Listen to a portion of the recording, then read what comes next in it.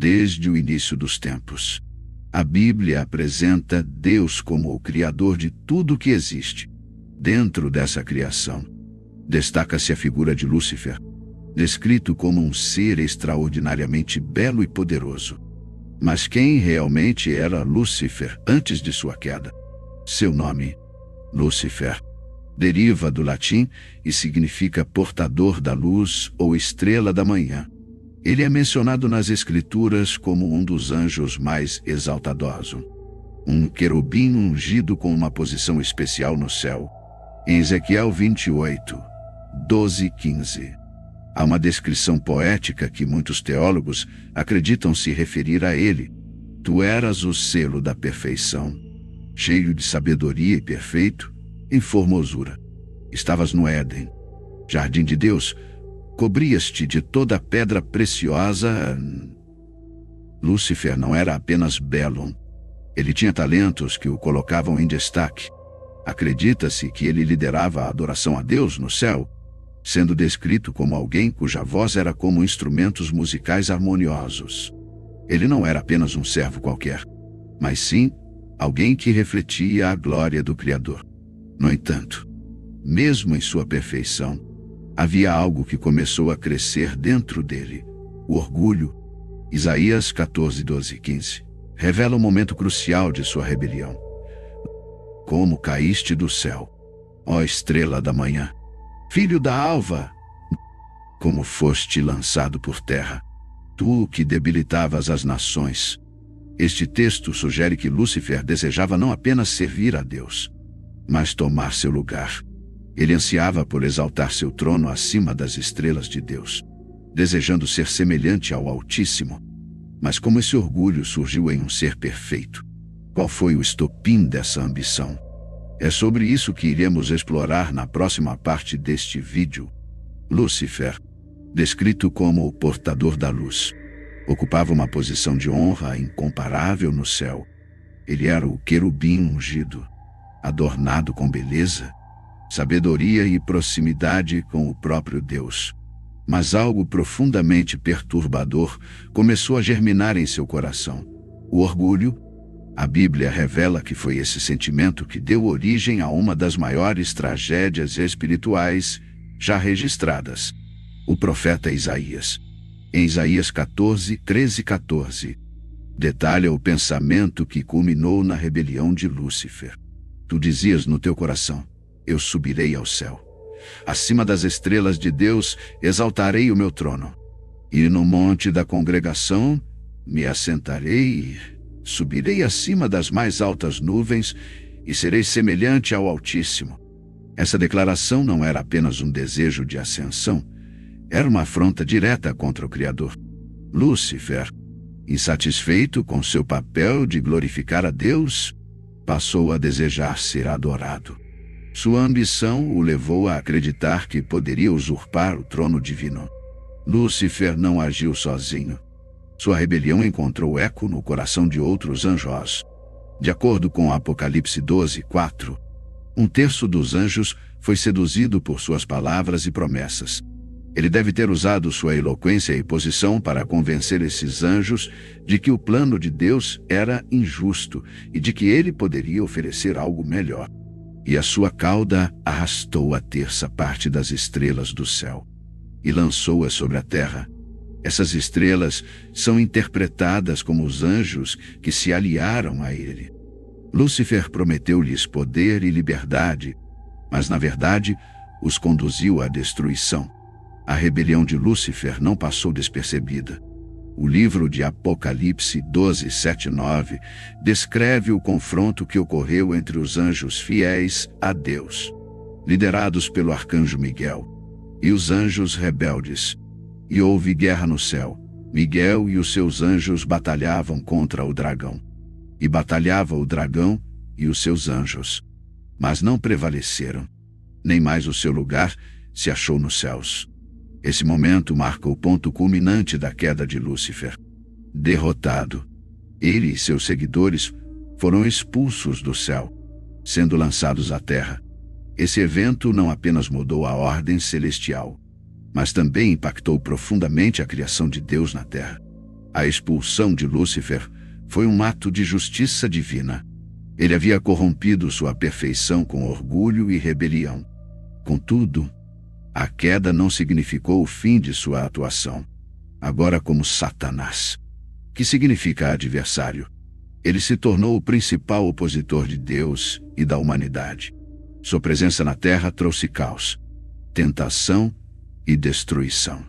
Jesus, em Lucas 10, 18, refere-se a esse momento ao dizer: "Eu vi Satanás caindo do céu como um relâmpago."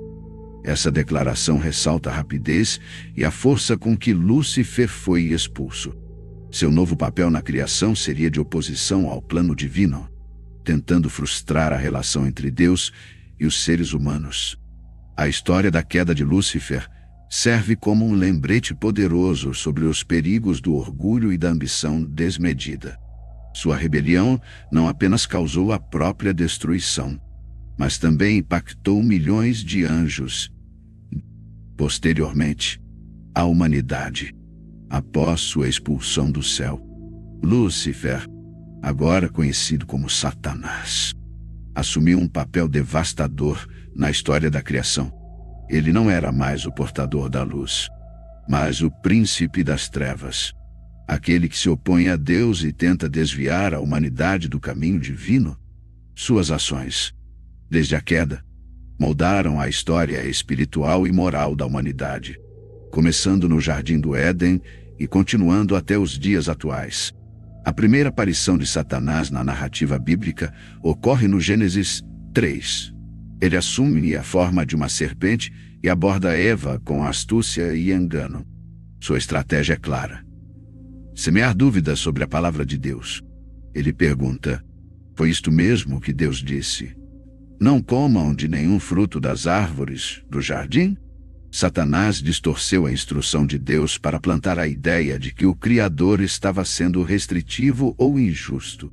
Quando Eva respondeu, Satanás contradisse diretamente a palavra de Deus: "Certamente não morrerão."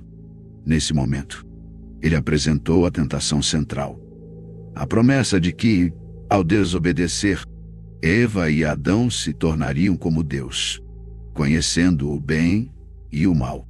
A tentação de se exaltar e buscar a independência de Deus, a mesma que motivou a queda de Satanás, agora foi transferida para a humanidade. A aceitação de Eva e Adão dessa mentira teve consequências devastadoras. O pecado entrou no mundo, trazendo a separação entre Deus e os seres humanos.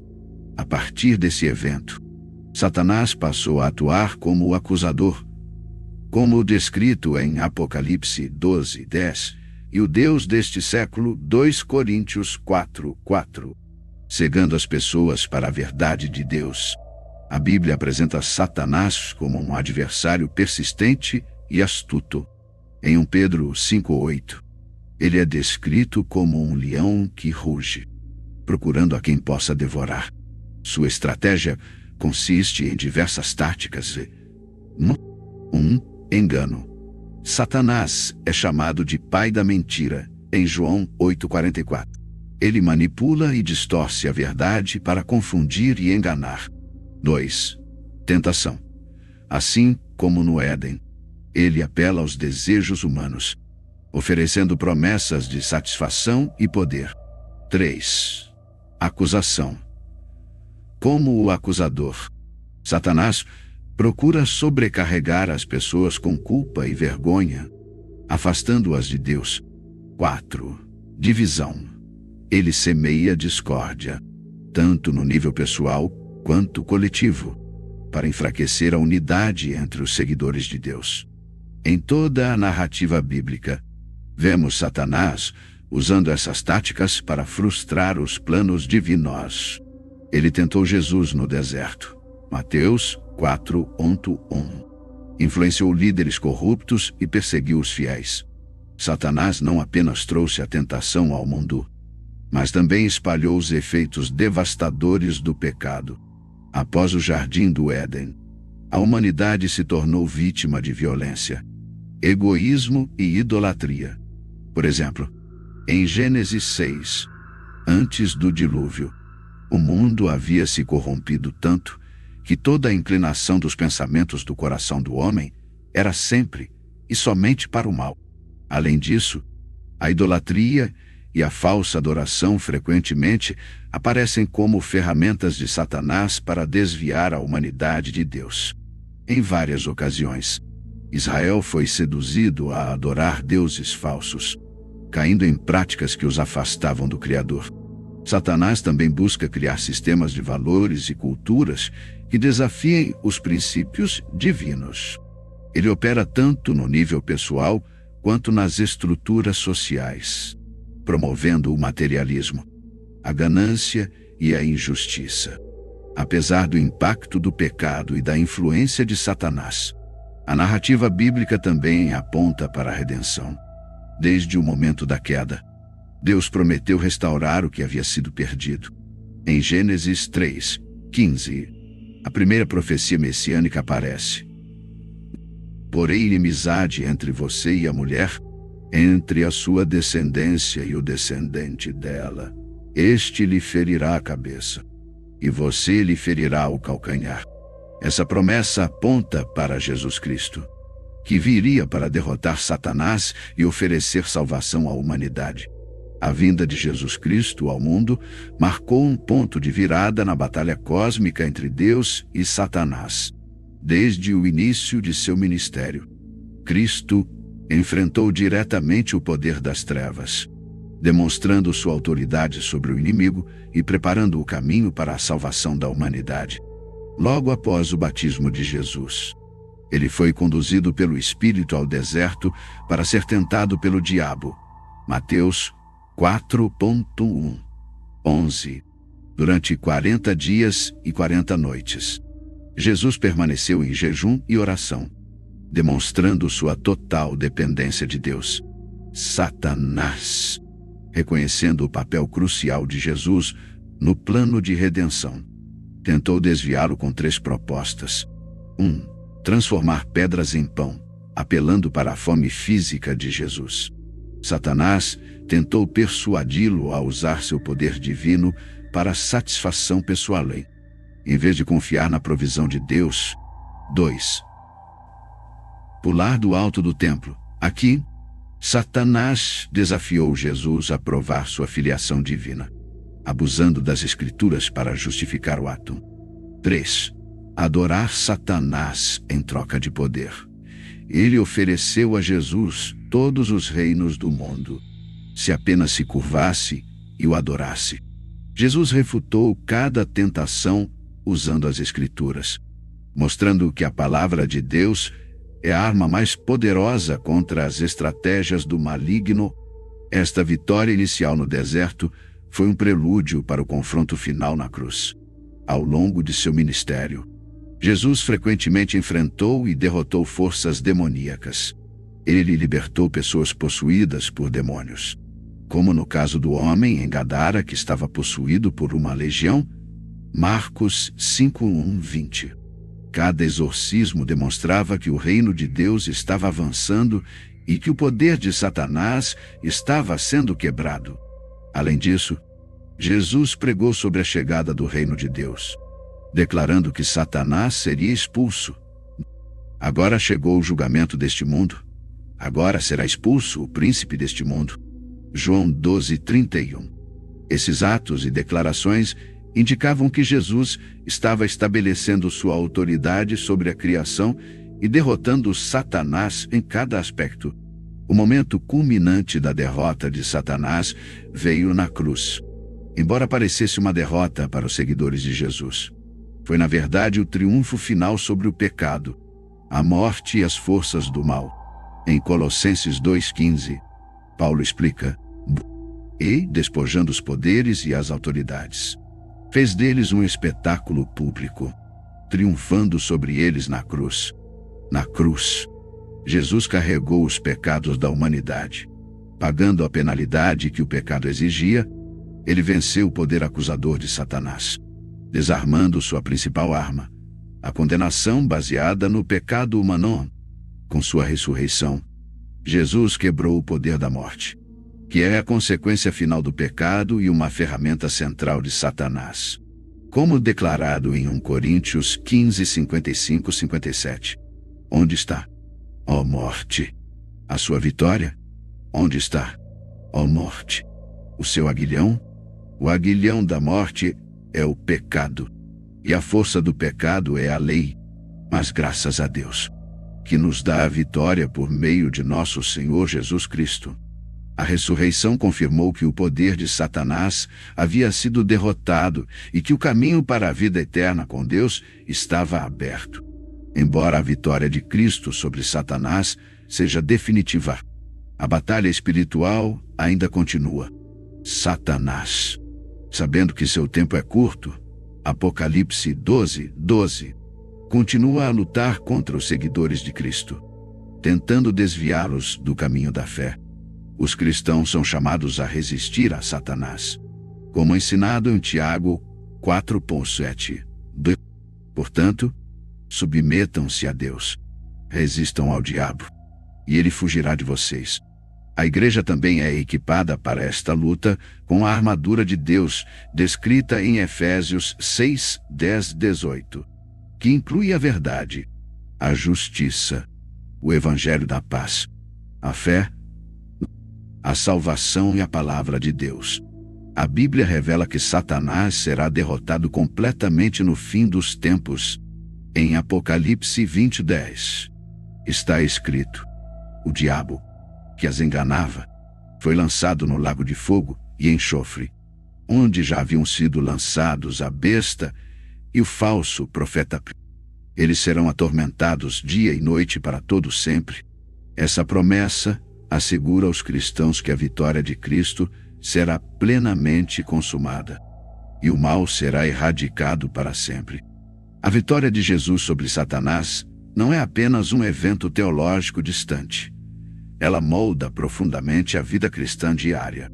Como seguidores de Cristo, somos chamados a viver em vitória, reconhecendo tanto as realidades espirituais quanto as ferramentas práticas que Deus nos dá para enfrentar os desafios.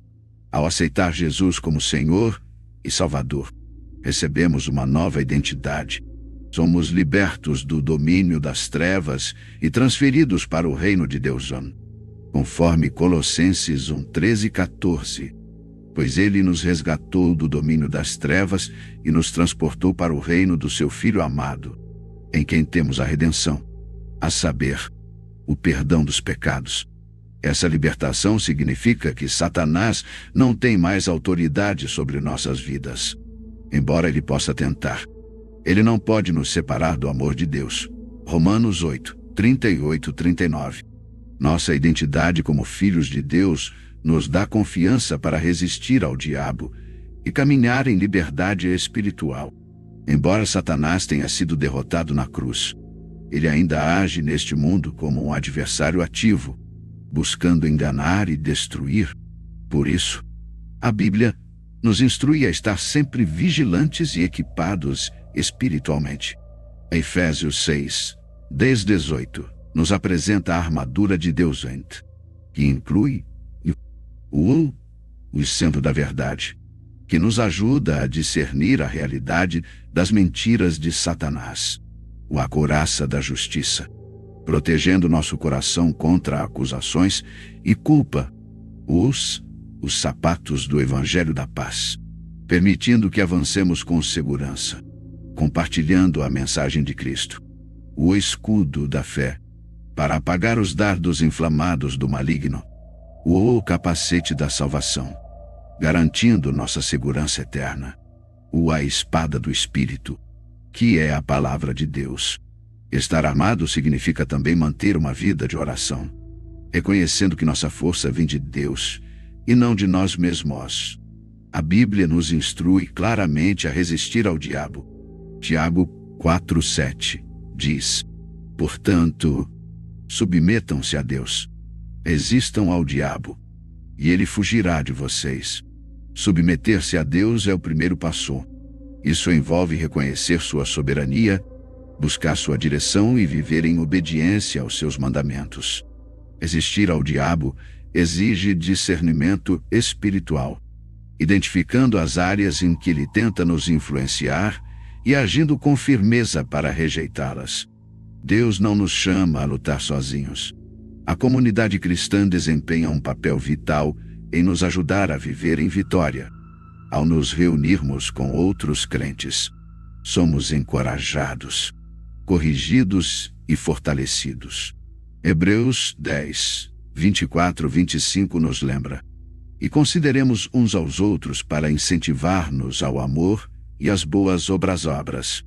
Não deixemos de reunir-nos como igreja, segundo o costume de alguns, mas encorajemo-nos uns aos outros, ainda mais quando vocês veem que se aproxima o dia.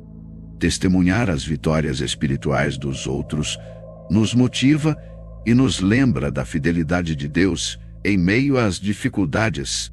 Antes de conhecerem a Cristo, muitas pessoas vivem com medo das forças espirituais malignas. No entanto, o Evangelho nos ensina que, em Cristo, não há o que temer. João 4:4 declara: filhinhos, vocês são de Deus e os venceram, porque aquele que está em vocês é maior do que aquele que está no mundo. Essa verdade transforma nosso medo em confiança, em vez de temer ataques espirituais. Aprendemos a confiar na proteção de Deus e a viver em paz. A vitória de Cristo só pode ser plenamente vivida se permanecermos nele. Em João 15:5, Jesus nos lembra: eu sou a videira, vocês são os ramos. Se alguém permanecer em mim e eu nele, esse dá muito fruto, pois sem mim vocês não podem fazer coisa alguma. Isso envolve uma vida de oração, leitura da palavra e obediência constante.